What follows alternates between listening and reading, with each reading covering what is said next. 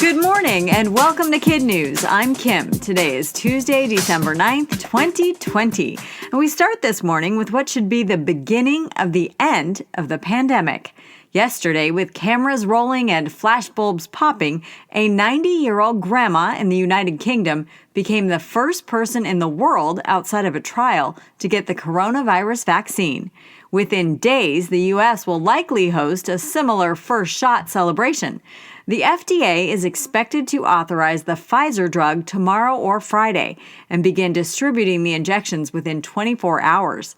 President Trump yesterday called the speed with which the vaccines are coming to market a modern-day miracle. For his part, President-elect Biden says he'll join 3 former presidents and get one publicly to prove it's safe. He also announced a bold agenda for his first 100 days, including inoculating 100 million people and getting the majority of schools back open. Mr. Biden will be sworn in 42 days. If you're a kid with a smartphone, you're all too familiar with the social media challenges out there, and hopefully how most should be avoided at all costs. Case in point, taking your parents' car on a joyride until it runs out of gas.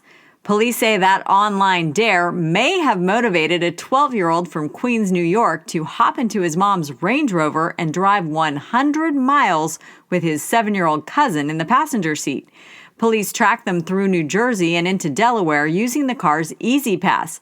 In the end, it wasn't lights and sirens that got them to stop, but hunger.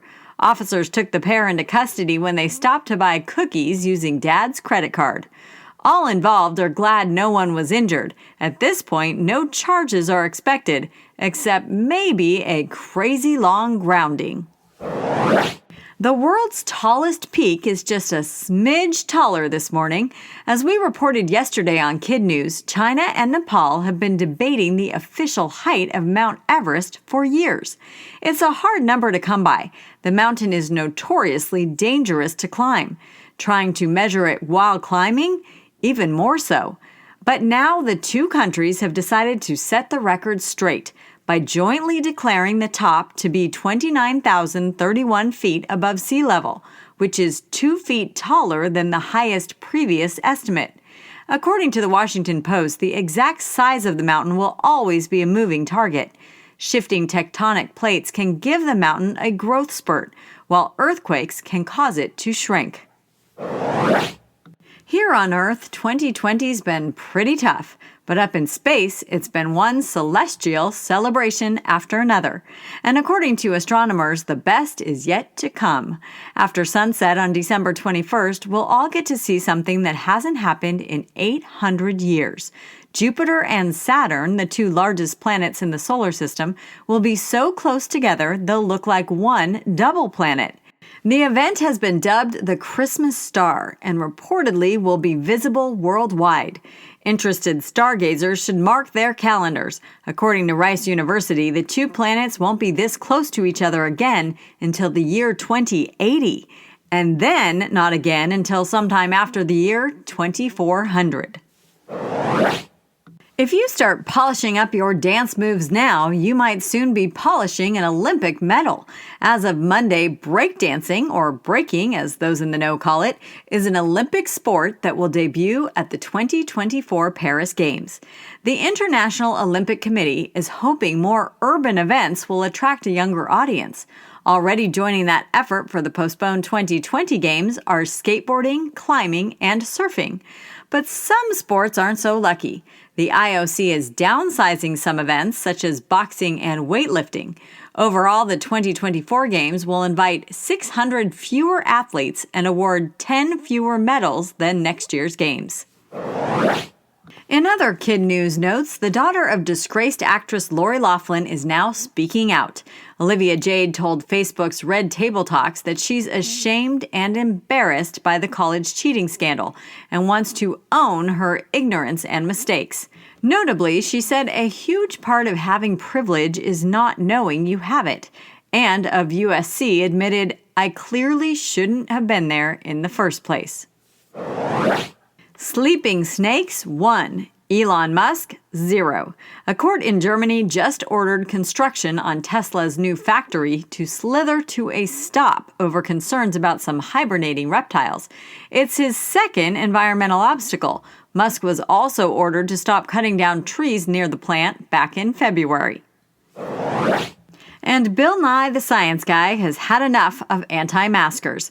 In a video shared 4 million times on TikTok, he demonstrated how and why masks work and held up a map to show that regions of the U.S. where masks are worn the least are also where cases are up the most.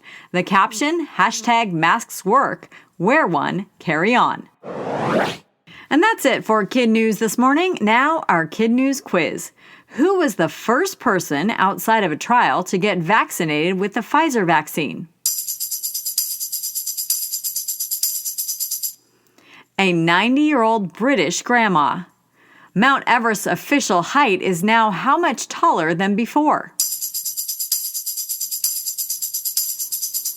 2 feet to make it 29,031 feet above sea level. What is happening on December 21st for the first time in 800 years? Jupiter and Saturn will be so close they'll look like a double planet.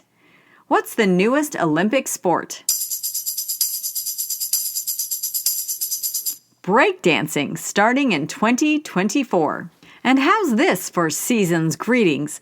The setting, Boston's Logan Airport, where a man from Maine dressed up like Buddy the Elf to meet his biological father for the first time.